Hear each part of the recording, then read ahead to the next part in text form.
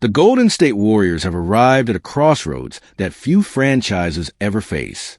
On paper, the case for trading Stephen Curry makes a certain kind of basketball sense. He is 38 years old. His window to compete for another championship is narrowing fast. If Golden State moves him now, the return would be significant. A package of young players, rotation pieces, and multiple first-round draft picks that could reshape the franchise for the next decade. Wait another year or two, and that return shrinks considerably. Age does not negotiate, and the NBA trade market is coldly rational about it. Hey, what's up, everyone? Before we jump into everything today, that like button right there is what decides if this video hits hundreds or thousands of people. 1 second is all it takes, but the impact on this channel is massive. Go ahead and hit that like button right now. Seriously, it's the simplest thing you can do. And honestly, the best way to back this content up, because every single like pushes us further. So hit it now.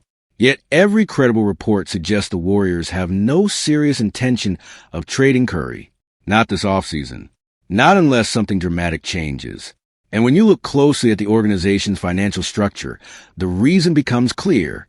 It has very little to do with basketball and almost everything to do with money. Stephen Curry is the single most important revenue engine the Golden State Warriors have. His presence drives ticket sales, fills parking lots, sells merchandise, attracts sponsorship deals, and powers the regional television agreements that generate tens of millions of dollars every season. Removing him from the equation does not simply make the team worse on the court. It fundamentally changes the economic model of the entire franchise. Team Governor Joe Lacob built Chase Center into one of the most profitable arenas in all of professional sports. The building in San Francisco opened in 2019 and was financed in large part through personal seat licenses, a one-time fee paid by season ticket holders that grants them the right to purchase seats for 30 years. Lacob was able to sell those licenses at premium prices. Because Curry was on the team, those funds are essentially locked in.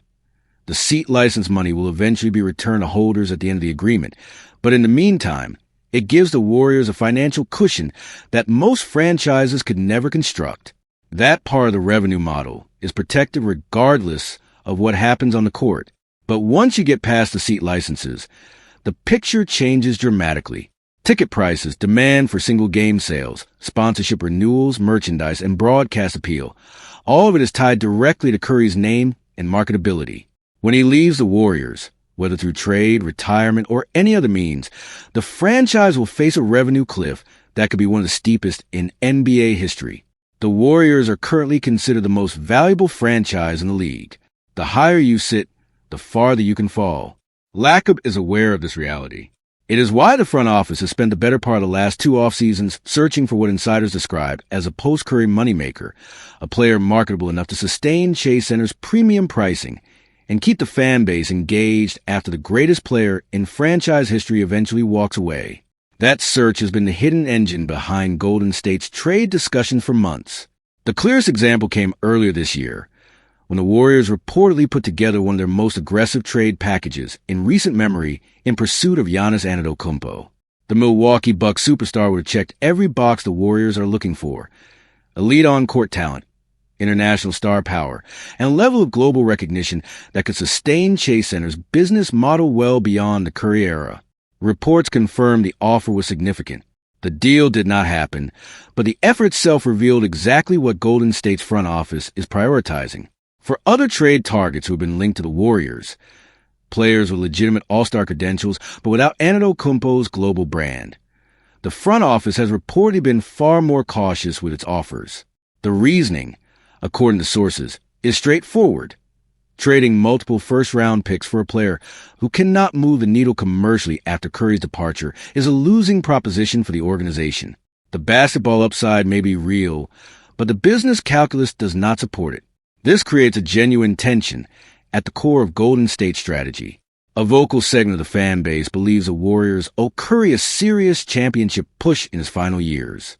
He built this franchise, turned Lacob into one of the wealthiest owners in sports, and transformed a struggling team into a dynasty. The argument that the front office should protect future assets at the expense of Curry's last competitive season strikes many fans as deeply disloyal. Those fans are not wrong, but they are also asking Lacob to prioritize loyalty over financial self-interest, which is a difficult sell for any billionaire owner in professional sports. The dynamic could shift if Curry publicly pressured the organization, but he has never operated that way. He has voiced preferences and expressed his competitive desires through appropriate channels, but public ultimatums are not part of how he leads. So Golden State will enter the upcoming season with Curry in uniform, as they always do, and with Lacob quietly searching for the right long-term answer. The goal is not simply to win games. It is to find a player who can eventually replace Curry not only in the starting lineup, but on the revenue ledger. Until that player is identified, traded for, or drafted, Stephen Curry will remain exactly where he is, selling out Chase Center every night while the front office decides what comes next. The offseason has not been kind to the Golden State Warriors. Coming off a year in which they failed to reach the playoffs, the front office entered the summer with high expectations and emerged from it with very little to show. No significant free agent additions, no blockbuster trade, no headline move that would signal a genuine commitment to rebuilding competitiveness around Stephen Curry in what appears to be the final chapter of his remarkable career.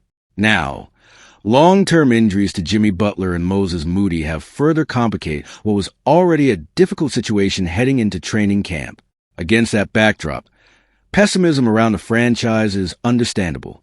The Western Conference remains brutally competitive, filled with teams that use the offseason far more aggressively, making the top 6 seeds and avoiding what would be a third consecutive play-in appearance. Seems like a long shot to many analysts surveying Golden State's current roster. The questions are real, and so is the skepticism. But head coach Steve Kerr is pushing back against that narrative. Speaking recently to ESPN's Anthony Slater, Kerr made his case for why this Warriors group should not be written off before the season even begins. His argument was grounded less in optimism than an observable pattern, the kind of response he has seen from this team before when their backs were against the wall. I think sometimes when you fail like we did last year, there's kind of a natural bounce back, Kerr told Slater. Everybody's going to be really, really motivated and excited, and we got good players. We do need some better luck health-wise, but I think we'll get that. Kerr's point about health is significant. The Warriors were not healthy last season, and the injuries they sustained played a direct role in their inability to string together the kind of consistent performances needed to secure a top 6 spot in the West.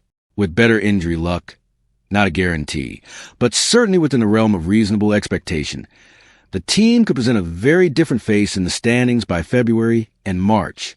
But beyond health, Kerr is pointing to something more fundamental, the motivational reset that tend to follow a humbling season.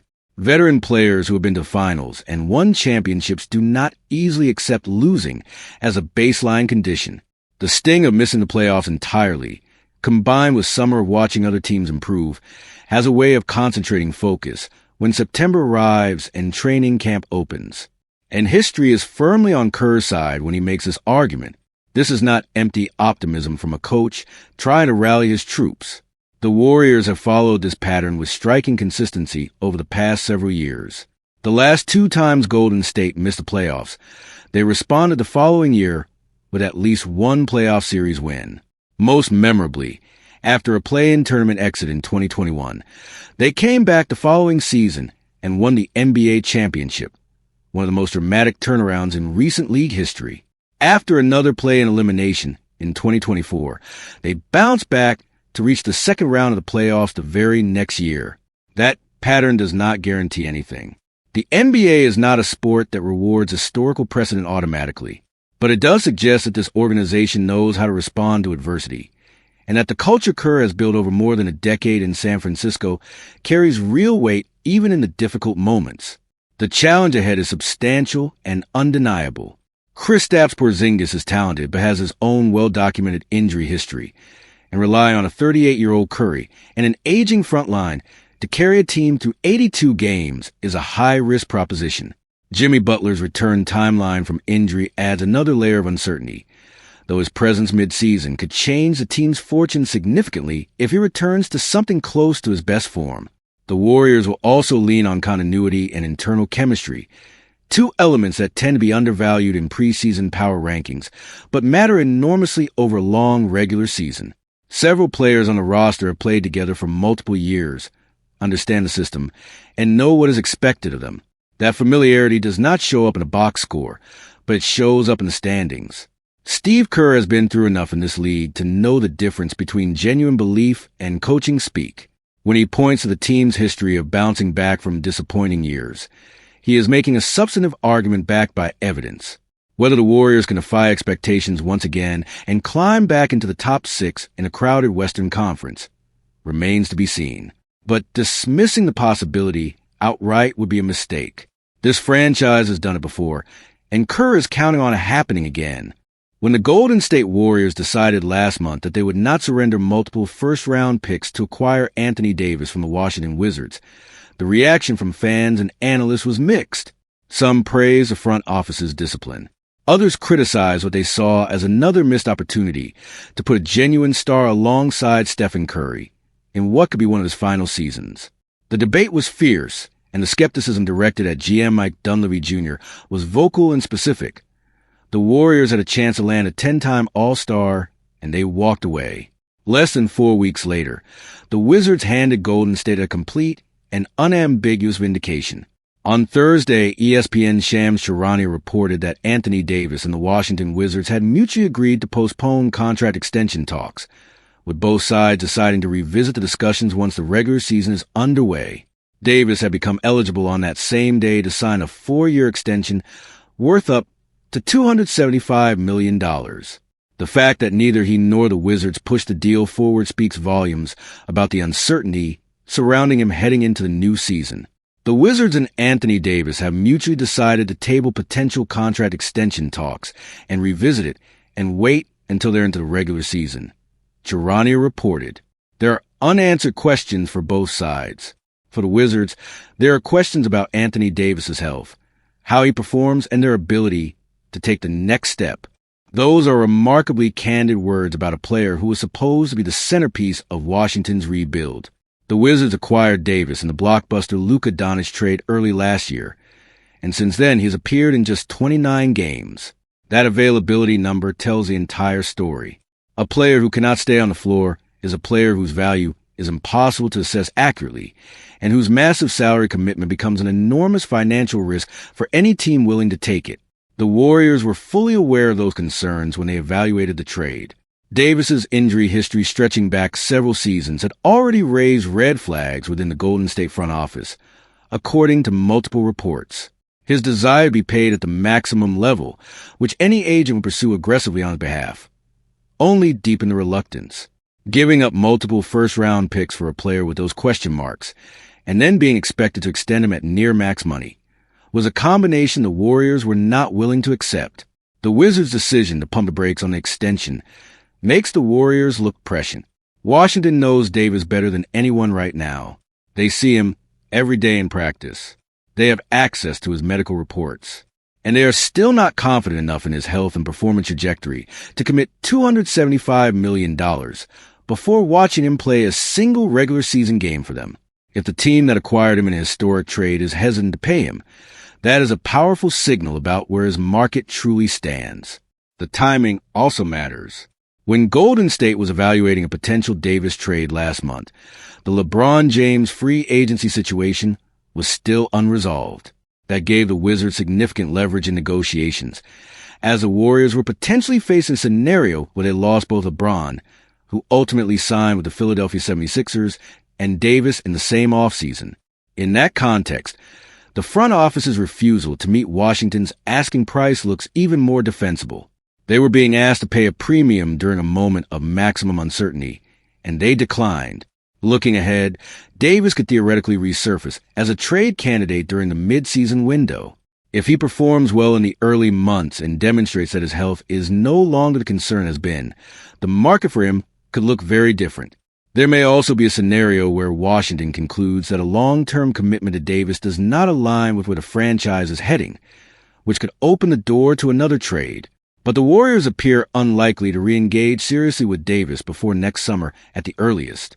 The current front office strategy is centered on preserving cap flexibility and draft capital for the following offseason, when Golden State is expected to have meaningful space to pursue stars in a more controlled and sustainable way. Trading into a complicated and expensive situation for Davis, with his availability history and looming extension demands, would undermine that entire plan. In the end, the Warriors got this one right. The franchise showed patience and financial discipline at a moment when emotion and urgency were pushing in the other direction. The Wizards' own hesitation on Davis's extension has confirmed what Golden State quietly calculated weeks ago. The risk was too high, the cost was too steep, and the right move was to wait.